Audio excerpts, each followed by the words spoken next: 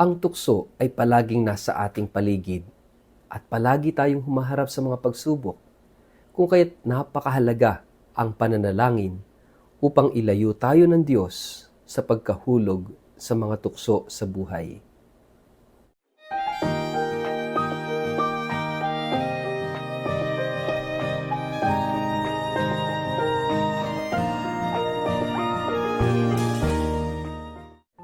Ang mabuting balita ng Panginoon ayon kay San Lucas. Minsan nanalangin si Jesus sa isang lugar. Nang siya matapos, sinabi ng isa sa kanyang mga alagad, "Panginoon, turuan po ninyo kaming manalangin, tulad ng ginawa ni Juan sa kanyang mga alagad." Sinabi ni Jesus sa kanila, "Kung kayo'y mananalangin, sabihin ninyo, Ama, sambahin nawa ang iyong pangalan. Dumating nawa ang iyong kaharian.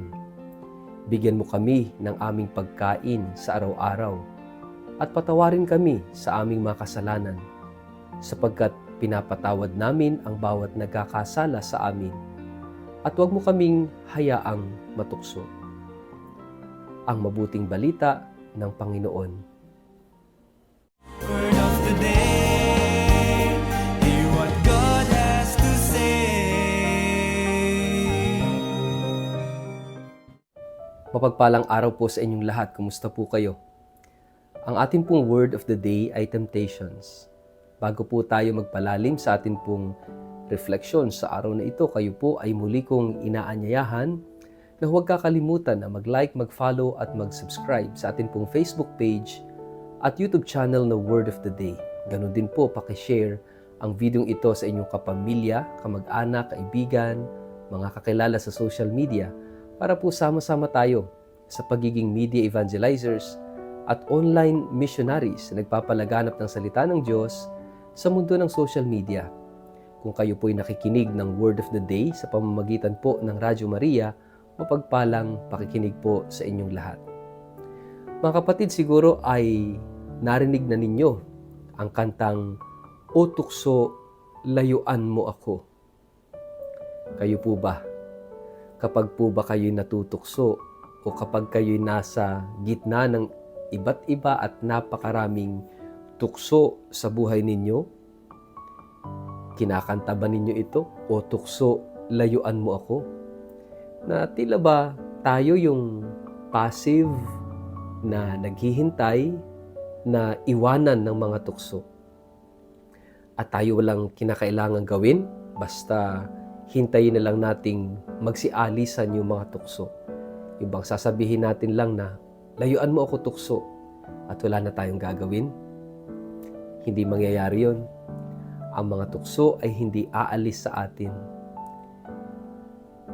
Tayo ang dapat umalis, lumayo sa tukso. Mahalaga yung ating effort, yung ating pagsusumikap na lumayo sa mga tukso. Dahil ang mga tukso nandyan lang yan talaga. Iba't iba ang tukso sa ating buhay. Ang tukso sa kayamanan, ang tukso sa kapangyarihan, ang tukso ng kahalayan, ng kasakiman, ng pagkamakasarili. Napakaraming tukso sa buhay natin, araw-araw. Pero tayo yung dapat magsumikap, and that is why kinakailangan natin ng grasya ng Diyos. Kung mayroon man tayong mga tuksong na pagtatagumpayan, nalalabanan o naiiwasan, iyan ay hindi dahil tayo malakas, kundi iyan ay dahil sa grasya ng Diyos. Kaya napakahalaga po ng itinuturo sa ating ebanghelyo ngayong araw na ito. Si Jesus ay nanalangin at itong mga alagad ni Jesus ay humiling sa Kanya na turuan din silang magdasal. At itinuro sa kanila ni Jesus ang panalangin na magpahanggang ngayon ay ating madalas na dinarasal, ang Ama namin. At nagtapos itong gospel natin doon sa hiling na ilayo tayo sa lahat ng mga tukso. Mga kapatid, napakahalagang tayo'y lumayo at posible lamang yon sa grasya ng Diyos. Kaya napakahalaga ng buhay panalangin. The life of prayer strengthens us to avoid temptations. Inilalayo tayo ng pananalangin. Mapapansin po natin na kung kailan tayo mahina sa harap ng mga pagsubok, mahina sa harap ng mga tukso sa buhay, ito yung mga pagkakataon na tayo hindi na nagdarasal, na tayo nagkukulang na sa pagdarasal at pinanghihinaan ng ating pananampalataya. Kaya napakahalaga mga kapatid ng pananalangin. Itinuturo sa atin ni Jesus na ang panalangin ay ugnayan, relasyon. Kaya nga, ang sabi niya, Ama namin, sumasalangit ka. Nais ni Jesus, tawagin natin ang Diyos bilang Ama. Tayo ay kanyang mga anak. So it is a father and child relationship. Prayer is relationship. Hindi lang ito pagbibigkas ng mga salita, ng mga formula, o kung ano pa mang pamamaraan ng pagdarasal, humming or what, no? But prayer is relationship. And what kind of relationship? It's a father and child relationship. At ano ba ang meron sa ugnayan ng ama at ng anak? Trust. Pagtitiwala. Kaya nga napakahalaga, ano ba yung tukso na sinasabi rito sa panalangin, no, na itinuturo sa atin ni Jesus? Hindi lang ito basta ordinaryong tukso, but it is the temptation to go against the will of God. Temptation to live the faith. Hindi live na isabuhay, kundi L-E-A-V-E. Iwanan ang pananampalataya. Dahil madalas, mga kapatid, kapag tayo natutukso, kapag tayo nahihirapan, madalas ang unang-unang idinadamay natin ay ang pananampalataya sa Diyos.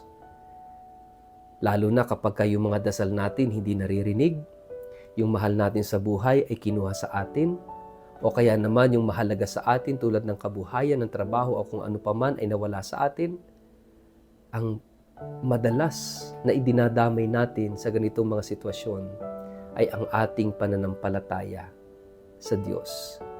Nagagalit tayo sa Diyos, nagtatampo sa Diyos, at iniiwanan na ang buhay pananampalataya.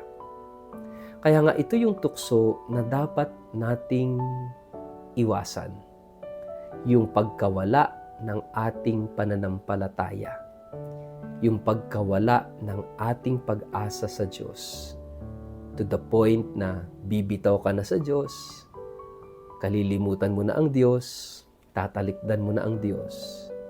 Ito yung pinakamabigat na tukso sa buhay natin.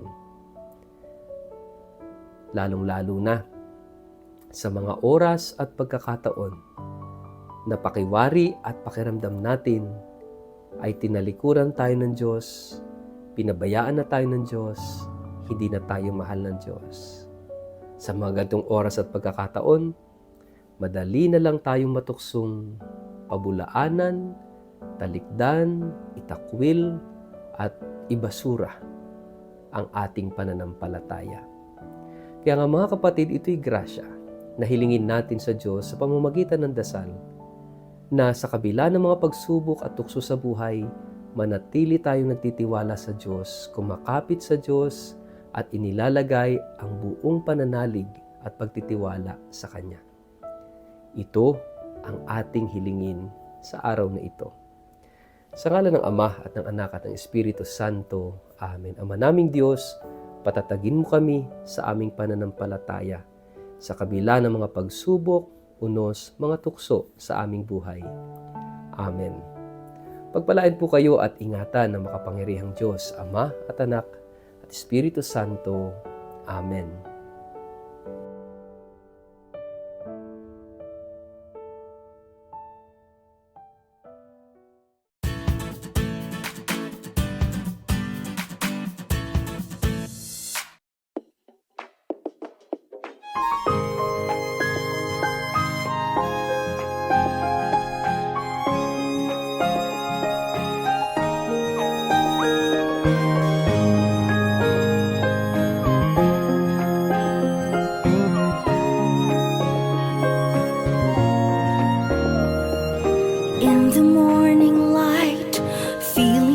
unsure, but God's word of the day, it's the perfect cure.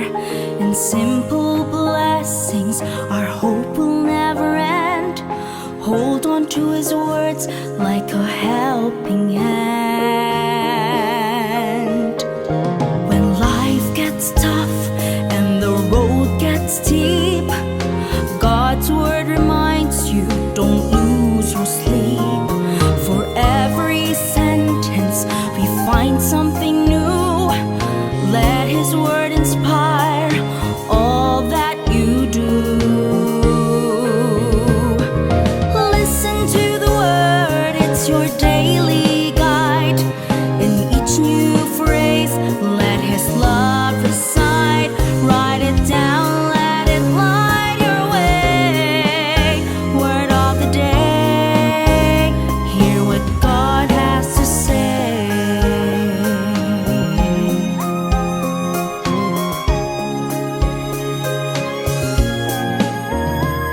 Spread on kindness like butter on a bread. Forgive and forget, let go of what's misread. In your writing, let His love remains. For in the word of God, fears fade. Listen to the word, it's your daily guide. In each new phrase, let His love reside. Write it down, let it light your way.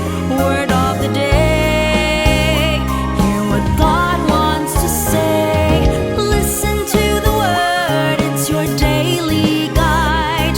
In each new phrase, let His love reside.